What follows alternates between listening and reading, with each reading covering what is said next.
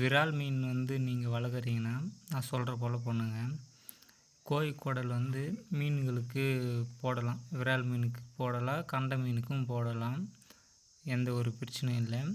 அதே போல் அது சாப்பிட்ற வரைக்கும் இருந்தால் பரவாயில்ல. அதுக்கு மேலே வந்து சாப்பிடாம மீந்து போயிதுன்னா ஒரு 2 ஹவர் கழிச்சோ 3 ஹவர் கழிச்சோ அது வந்து எடுத்து கொட்டைக்கு மேலே போட்டுருங்க. இல்லைன்னா தண்ணி வந்து ரொம்ப கெட்டு போயிடும்.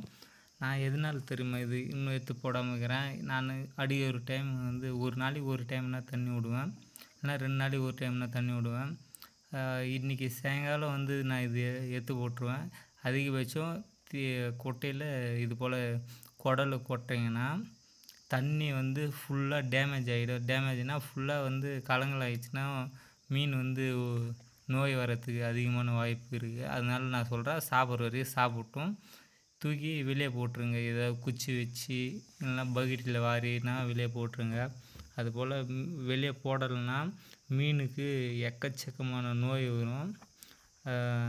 அது இல்லாத நோயெல்லாம் வரும். அது இல்லாமல் தண்ணி வந்து க்ளீனாக இருந்தால் மட்டும்தான் மீன் வந்து ஆரோக்கியமாக இருக்கும், நல்லா வளரும், எந்த ஒரு நோயும் வராது.